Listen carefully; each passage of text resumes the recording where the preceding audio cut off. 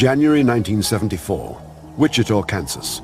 Situated in the heartland of the American Midwest, the community retained what many refer to as the relaxed atmosphere of a small town.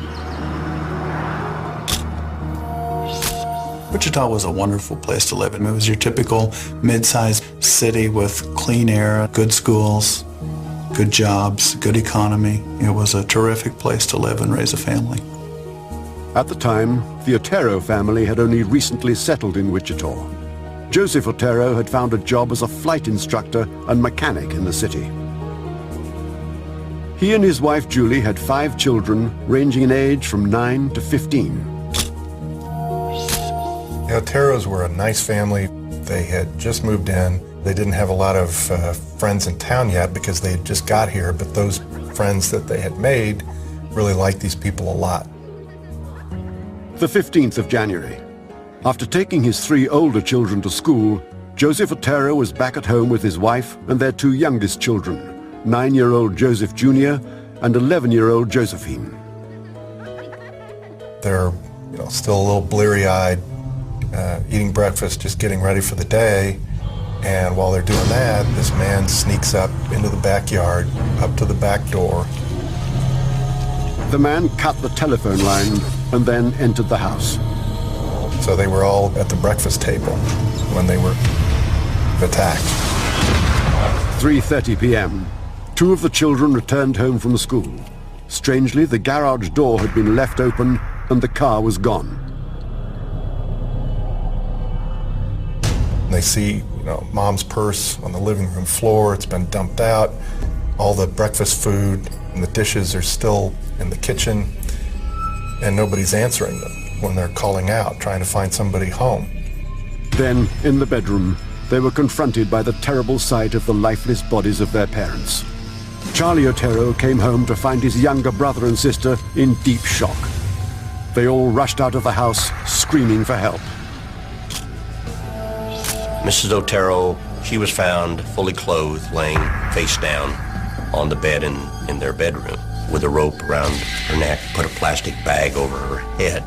Mr. Otero likewise was strangled with a bag over his head. Little Otero boy was found in his bedroom in a similar fashion, bags over his head. A few minutes later, an officer goes down the steps into the basement. And it's dark down there, so he's going down the steps. He gets down into the basement. He's feeling around for a light switch, brushes against something hanging, finds a light switch, turns it on, and there's a teenage girl hanging from the ceiling, from a noose. The horrific scene shook even the most seasoned officers. All of the victims were tied and bound. It was a very excruciating death. Gruesome. Forensic experts then arrived to attempt to shed light on what had occurred. They went over the house, square inch by square inch, trying to sort out every possible clue they could find. The crime was premeditated. The killer prepared. Everything that this person used at the crime scene, he brought with him. There was more than one kind of knot used to tie the hands, to tie the ankles, to tie the knees together. Whoever did this knew a number of different kinds of knots. The detectives were telling each other, this guy must be some sort of sailor. I mean, who else would possibly know all these varieties of how to tie knots? Semen was found close to one of the bodies, suggesting a sexual element to the assault. News of the crime soon reached the media. I recall getting called to the scene because they had the report of a dead body at this scene. Then we found it was 2 people, then 3 people, then 4 people, and then 2 of those people were children. And we found that they had been brutally murdered. I could tell that the detectives were shaken. And I don't mean physically shaken, I mean you could see it in their face that this was something different. Wichita had never seen anything like this before. It was inconceivable that someone could come in to a family and kill 4 people. It absolutely terrified the community. Killings like that happened on the East Coast, on the West Coast, but not in the heartland. The missing family car was found in a car park some distance away, presumably driven there and abandoned by the assailant. Some eyewitnesses claimed to have seen a strange man in the area. Vague descriptions produced a composite drawing, but no definite leads. This was a deliberate torture, death. So the immediate reaction to the investigators was that perhaps this was a revenge killing. They were trying to, anything they could think of, to try to get information about the Oteros, their connections, and who might have done this. The investigation went on and on and on and on. This was going to be one of Wichita's great unsolved murders, that perhaps somebody just flew into the city, kills the people, and heads out.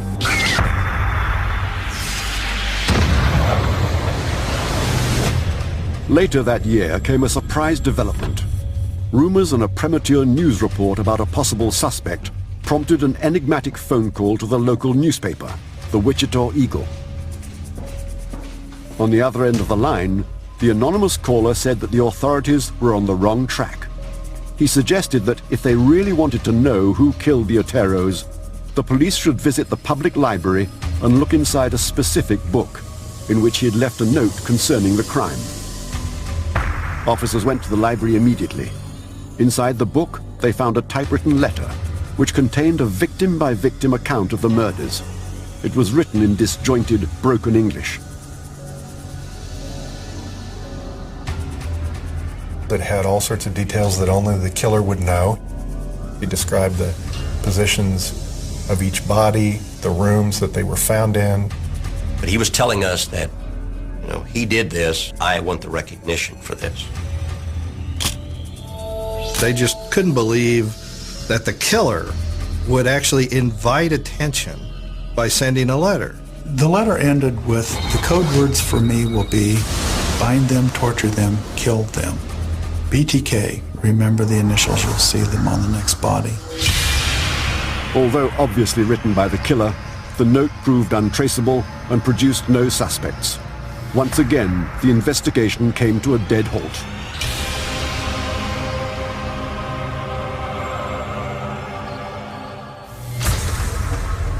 The 17th of March, 1977. Almost 3 years after the Otero murders, the Wichita police force received a call on its emergency telephone line.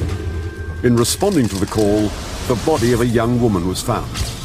The corpse was that of 26-year-old Shirley Vian, found lying face down on her bed.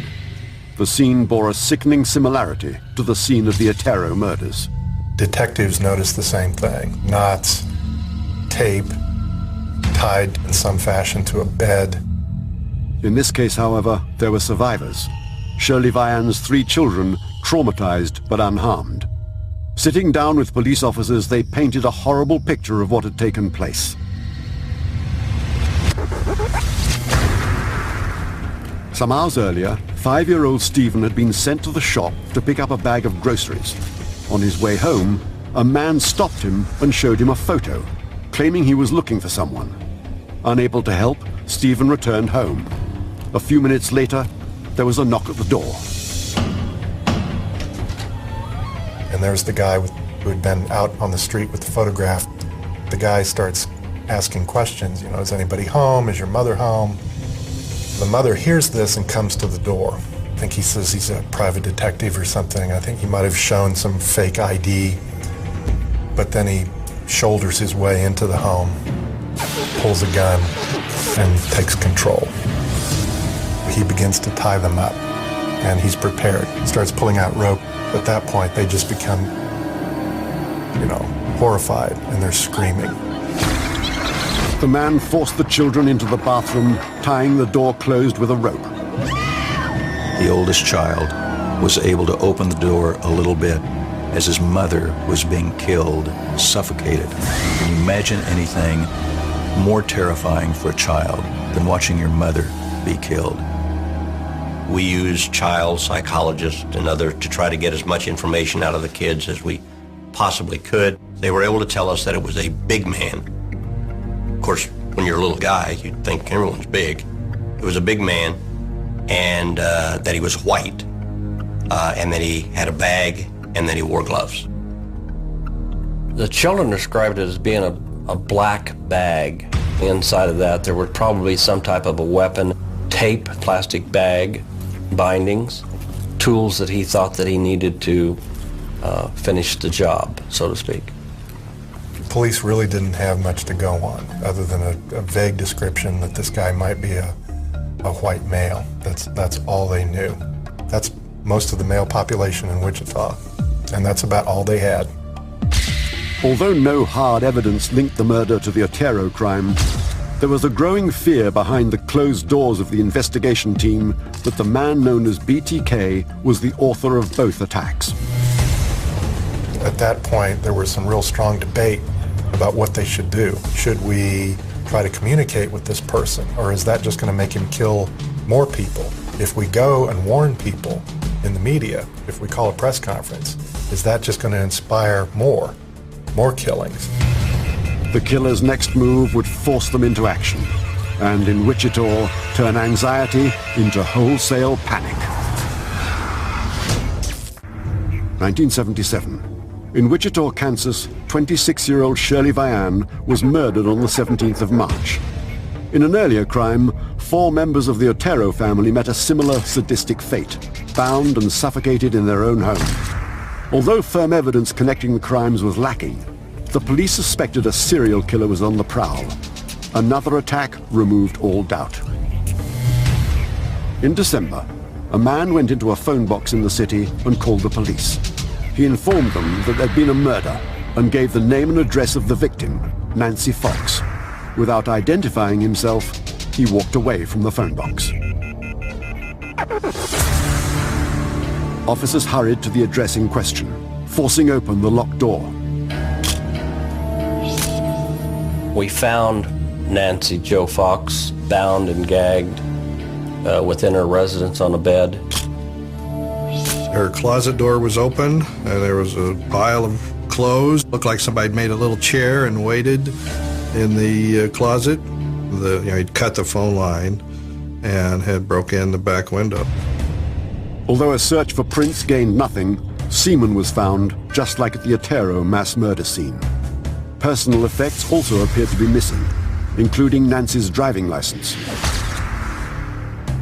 As the scene appeared untouched at the time the police arrived, it was clear that only the culprit could have made the phone call earlier that day. Nobody else would have known except the killer that Nancy Fox was dead. I mean, they did as thorough an investigation as they could to try to get information about who made that call. We had witnesses that claimed to have seen the person on the phone.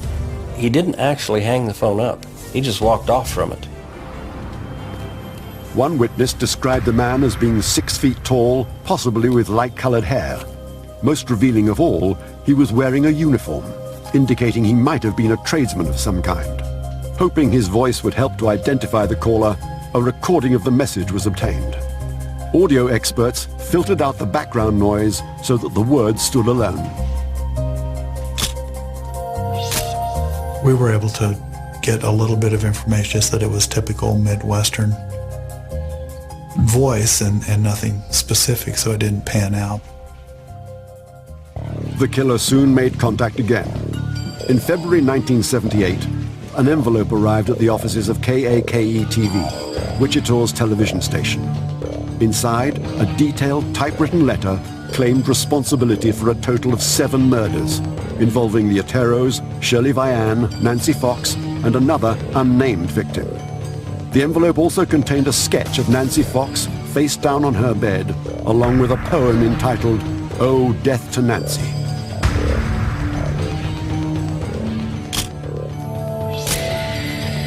I will never forget the communication. There was one line in there that said, "How many more people do I have to kill before I get my name in the paper?" How chilling is that? After comparing himself to other infamous killers like Jack the Ripper, the Son of Sam, and the Boston Strangler, the writer reiterated his own name of choice. Bind, torture, kill. Initials, BTK. It was easy, it was short, and it said everything you needed to know about the mind of this man. Reporters immediately showed the envelope to Police Chief Richard Lamanian. The accuracy of the sketch of Nancy Fox assured him it had indeed come from the killer. So it was obvious to us that he had taken pictures, Polaroid pictures of the crime scene. At the risk of giving BTK the publicity he craved, Richard Lamanian felt he had no choice but to sound the alarm. When it became evident that we had to tell people what was going on. And the police chief actually came on our television station that night on the 10 o'clock news and announced to the public, ladies and gentlemen, we have a serial killer loose, and his name is BTK. We don't know who it is. We can't protect people. Everybody needs to be on guard because there's a guy out there and we can't stop him. This was a much more frightened community than either after the Otero murders or after the first BTK letter, because this was official by the police. The lock companies were busy, the alarm companies were busy, the gun companies were busy, because all of a sudden, nobody felt safe anymore. Each evening, police telephone operators fielded calls from terrified people too scared to enter their own homes. It might be 4 or 5 times a shift. They would have this heart-pounding reaction of going into a dark house with your flashlight and gun out. Check the phone line, check the telephone, see if the phone's dead. And you go through the whole house, eventually they would get, where's your bedroom closet? And they'd go in there last, and there's nobody there.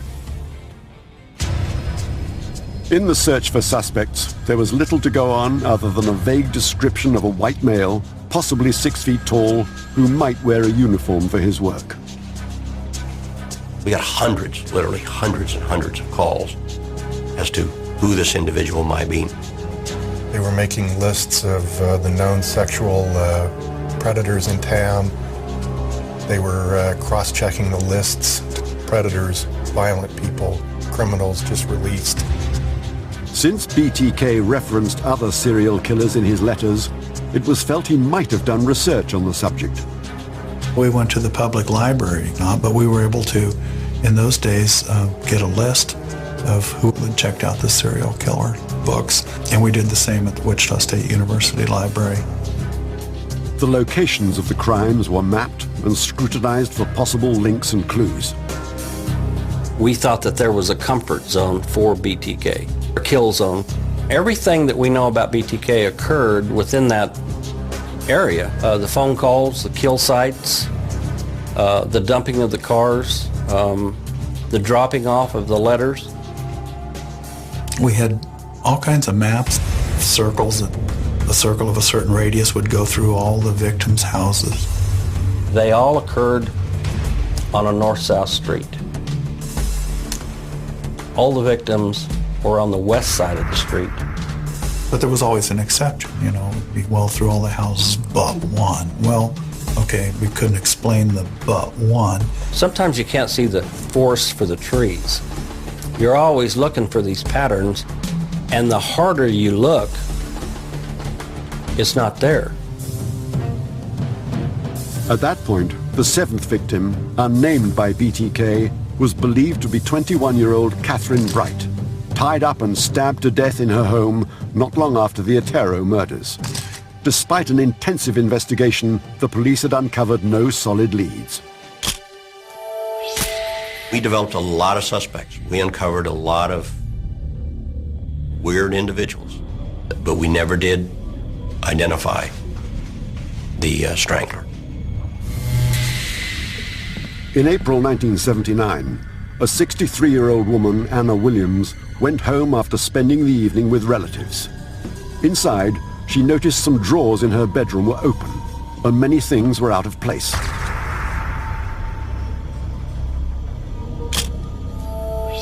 A few days later, this woman gets a letter, a little parcel in the mail. And in the parcel was her scarf and a little note that said, "You weren't home, but I was, BTK." The parcel also contained a poem entitled, "Oh Anna, Why Didn't You Appear?" in which BTK describes waiting for her inside her house that night. There's a crude drawing, the drawing of what he intended to do to her. He intended to tie her up like Stone Age hunters would tie up a kill. You know, bind her up to a pole in some fashion and then kill her. Revealing his penchant for the spotlight, BTK sent an almost identical package to KAKE-TV. This renewed contact by the killer set off another wave of terror in Wichita. A lot of people were traumatized who had no connection to the case other than that they lived here. With so little to go on, many detectives believed the most direct route to the murderer lay through the letters themselves. They were the only things that we had that we knew he had created, touched, handled, that we had any hope of trying to trace down any additional information about. The letters were typewritten on a typewriter that wasn't particularly well tuned. In other words, the letters all didn't line up with one another exactly right. And none of them were originals. We received photocopies. But we did work with our typewriter examiner on trying to find out a brand of typewriter, for example. But it was a common typeface that he wasn't able to identify. The typewriter itself proved a dead end, but the team found out that copiers can imprint marks on the pages they process. Some of these copy machines leave sort of machine fingerprints just like human fingerprints. Assistance from the industry and assiduous lab work finally led to a positive result. Amazingly, the technicians were able to identify a unique combination of machine, paper, and ink. At that point, it was all legwork because my partner and I had to physically go touch every copy machine we could find in the city of Wichita. And they were hoping maybe this was some guy in a business who didn't realize that the photocopy could be tracked. Eventually, the police found what they were looking for. BTK's original letter was certainly copied on a machine that sat in the basement of the Life Sciences building on the campus of Wichita State University. When we were able to tag that particular machine in the basement of that building, that's the first time we could scientifically prove that whoever had made that copy that was sent to us had been physically on the university grounds. Well, maybe he's a student at Wichita State. You know, he's using a library, he's using a machine at Wichita State, maybe he's, maybe he's studying, doing this in his spare time. Yet another new list was compiled for cross-referencing, this time involving all white male students at Wichita State University. This list, however, contained thousands of names. Several months passed with no new information coming forward. Curiously, during the same period, there were no new messages from BTK and no attacks reported. We always kind of had the nagging feeling that the guy was so hard to catch because he was just so erratically random. In 1984, fearing the BTK case would become cold, Police Chief Richard Lamunion handpicked a special group of detectives to remain on the case. The purpose of the task force was twofold. Number one, to catch him. That was our ultimate goal. But short of that, to make sure that we had done everything that we as a law enforcement agency could possibly do to investigate the case. The team was dubbed the Ghostbusters on account of their meetings behind closed doors and the elusiveness of their target. Working with the FBI, the secretive Ghostbusters enlisted the help of Stephen Brady, a professor of mathematics at Wichita State University. They wanted my expertise to say, where are we with the world of computers now? What does the department have a chance of doing? In time, I became a full member of the task force. Using Professor Brady's expertise, old lists on paper involving possible suspects were digitized. I developed databases for all of these things. And once we had the data in the system, my programs would go in and look for common something. So we had a list on about every kind of aspect of a person that you could think of The software created a new list of 200 suspect persons based on the number of times they appeared in the database. Although DNA technology was not yet available, the police did know the blood type of the killer from the semen he left at 2 of the crime scenes. Visiting each person on their list, police secured saliva or a blood sample for comparison. Blood typing allowed them to eliminate some names, but gave them no definitive suspects. By 1986, almost 9 years had elapsed since BTK's last known murder. After a catalogue of appalling crimes, he seemed to have vanished into thin air. At the time, the FBI thought that he was dead, in prison, or living somewhere else. They kept telling us that this individual could not stop killing, and that if he wasn't killing in Wichita, then he was killing somewhere else. Did we believe that? No. We knew that he was walking among us. That was the scary part. The Ghostbuster task force gradually dwindled as the detectives moved on to other assignments. Before going their separate ways, they vowed that should BTK ever resurface, they would play on his biggest weakness. They knew he was an egomaniac, so they thought, well, okay, what do we do if he ever resurfaces? We will play to his ego, and we'll get him communicating. It, over time, started kind of fading away, both from the public mind and from the police department. January 2004. On the 30th anniversary of the Otero murders, the first to have been committed by BTK, the Wichita Eagle published a newspaper account recalling the fear that plagued the city at that time. The article pointed out that while many older residents remember the terror of those days, many young people in Wichita had no idea who BTK was. He was, in some respects, a forgotten killer.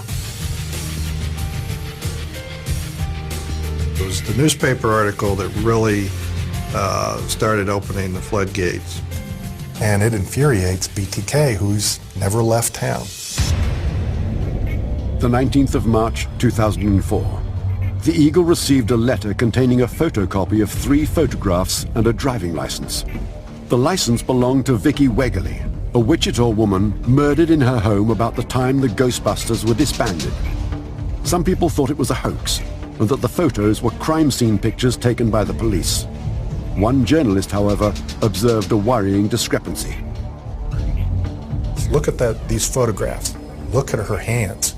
And I look, and I'm enough of a police reporter. I look, her hands are in different positions.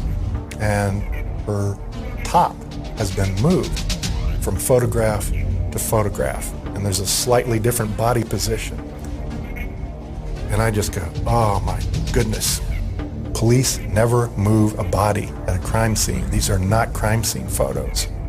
Look at this return address. The initials are BTK.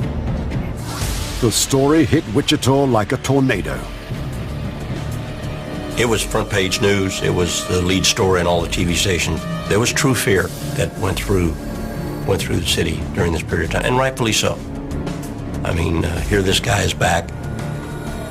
Would he kill again? That was the question. And nobody knew the answer to that question. March 2004. In Wichita, Kansas, the serial killer known as BTK had resurfaced after more than 20 years of silence. The public was on high alert, and hundreds of tip-offs poured into police headquarters. Working with the FBI, Ken Landwehr, one of the last remaining members of the Ghostbusters task force, decided to implement the strategy they'd devised in the 1980s, which was to play on BTK's ego and love of publicity. They decided very quickly that they would start calling press conferences, which would look like real press conferences, but they were really ways to sort of very subtly get him to communicate, and to communicate a lot. And it worked. The 4th of May 2004, KAKE-TV received an envelope from BTK with a word puzzle in it. Words like spot, victim, and follow emerged from the page, suggesting the way he prepared for a kill.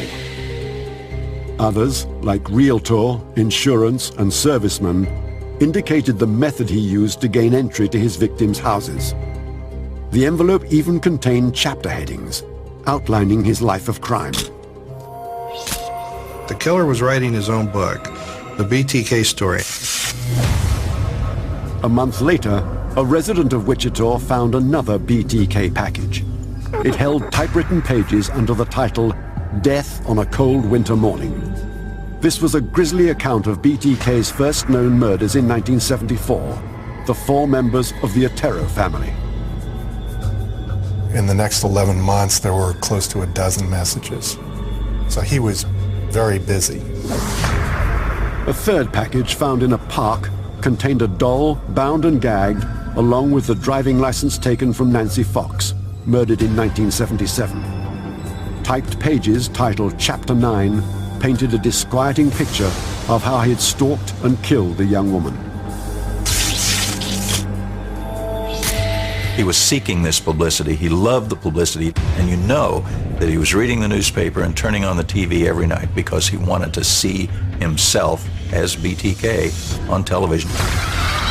They were calling these sort of semi-news conferences to get him communicating, but so that he would communicate to the point where he made a mistake.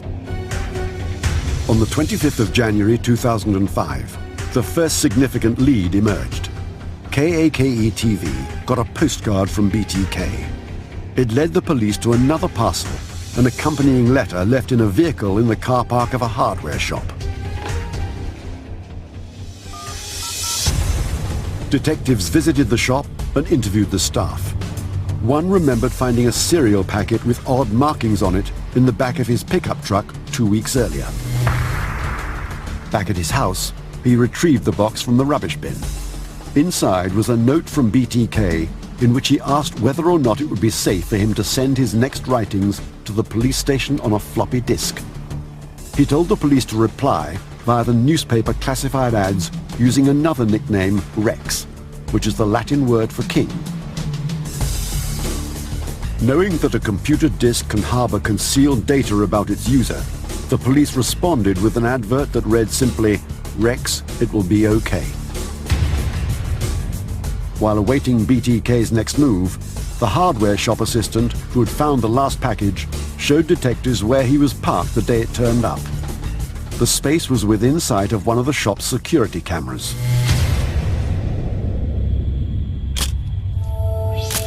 One of the FBI analysts went through that video and was able to find the date and time of where the drop was occurring, where a vehicle pulled in next to the employee's truck, and you could see somebody get out and approach the employee's truck and hang around the bed of the pickup truck for a while and get back in his vehicle and leave.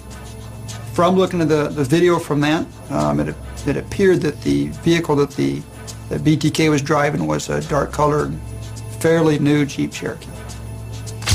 The Department of Motor Vehicles confirmed that there were only 2,500 matching SUVs registered in the area.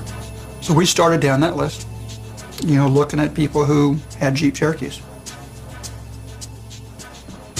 As the investigators homed in on a possible suspect, another BTK package arrived at the television station. They opened it. Inside was the glimmer of a possible breakthrough. Oh, could it be? Oh boy, it was too much to hope for. And they get on the cell phones and they call in and they say, oh, we got the package, and it's a BTK package, and there is a computer disk. Moments later, a copy of the disk was inserted into a computer loaded with specialized forensic software. In this case, it was evident that there was one valid file on the disk.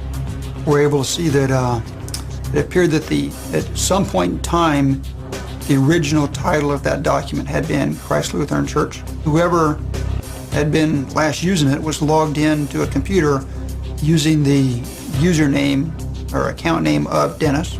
So I ran a Google search looking for the church website. And right at the very top of the page was the congregational president, Dennis Rader. Okay, what's Dennis Rader's address? Click, click, click. There it is. 4 detectives are out the door. Just minutes later, in the Wichita suburb of Park City, they drove slowly past the house in question. And they see black Jeep Cherokee. That was kind of an independent corroboration that we were on the right person. If their suspicions were correct, this church-going family man could also be one of America's most prolific serial killers. The 20th of February 2005. In Wichita, Kansas, the police were keeping a close watch on 59-year-old Dennis Rader. Although they lacked irrefutable evidence tying him to the original crimes, they firmly believed he was the BTK Strangler, a serial killer who had stalked and tortured at least 8 people in Wichita in the 1970s. To be absolutely certain, a DNA profile was needed. Not wanting to alert their suspect, the police managed to subpoena a tissue sample belonging to Dennis Rader's daughter. Since family members share extremely similar DNA, a simple lab test should tell them everything they needed to know. We were all sitting around, they had told us that we'll have the results back within this many hours, and then it got extended a couple times because of some difficulties they were having with testing. And then finally they called and said, it's a match. Dennis Rader was BTK. I think everybody was relieved, and everybody was excited. On the 25th of February, police officers in unmarked cars took up positions in the suburb where Dennis Rader lived. What they wanted to do is get him away from his business, away from his home. We had several cars there in order to do the car stop. At 12:15, Rader appeared, driving his Cherokee home for lunch. As he passed, the police pounced on him. They went up to him, he got out, went down on the ground, got handcuffed. The most probable suspect in an investigation 3 decades old was soon at the FBI's offices in the center of Wichita. After he protested his innocence for a few hours, detectives finally confronted him with the fact that they had DNA evidence to prove their case.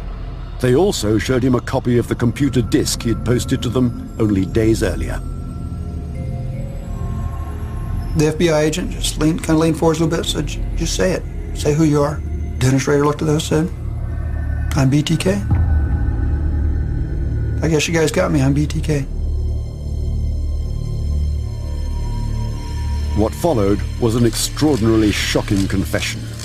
Showing no emotion, Dennis Rader conducted the detectives through his crimes victim by victim. In addition to the 8 known murders, he confessed to 2 others, those of Maureen Hedge and Dolores Davis, both killed in his own district. In each case, Rader explained how he selected his victims at random and then patiently stalked them. Once inside their houses, he bound and tortured them before finally delivering the death blow. He was a ritualistic killer. He would bind the person, suffocate the person, but he would take and he would put the garrote around the neck and he would pull it tight. And then the person would almost pass out and then he would let it loose again and he would whisper in their ear, I am BTK. And then he would pull it tight again. That's what we were told. I mean, this guy is, if you really have to describe evil, this is an evil person. He just reeks of it as you look at him.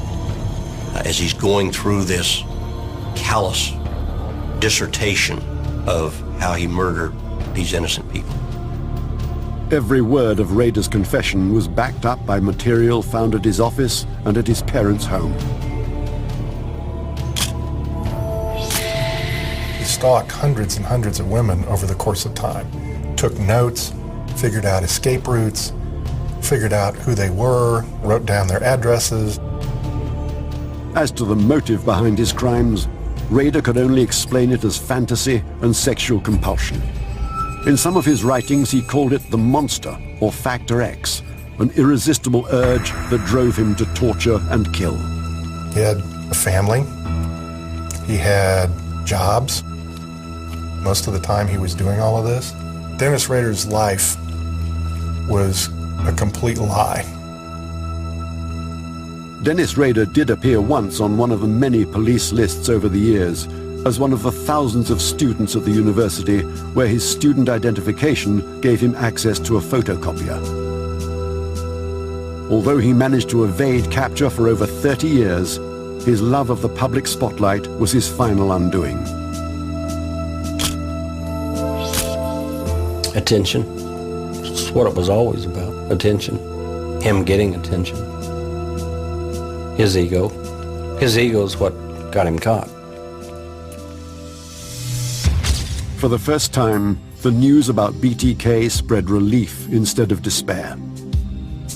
People were about as happy as I've ever seen. It was very hard for people to come to grips that this was over, because people had spent 3 decades thinking after a while that we will never get to the bottom of this.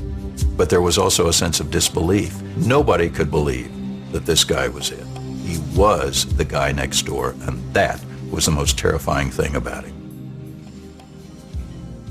On the 27th of June 2005, Dennis Rader entered a plea of guilty to 10 counts of murder in a Wichita court. The judge made Rader describe in his own words each of his unspeakable crimes. The mood in the courtroom was absolutely dead silence. I couldn't believe what I was hearing. Here was a man talking about killing people like it's no big deal. There's no emotion in his voice. He doesn't sound sorry. He's not asking for forgiveness. He's just detailing this like he's talking about building a house. Detail by grisly detail. In a separate sentencing hearing, the aggrieved families unleashed years of pent-up fury and sorrow. They'll never ever get to meet her. She's never had a life. You have now lost everything, and you will forever remain nothing. Despite Dennis Rader's efforts to destroy my family, we survive, stronger and closer now more than ever.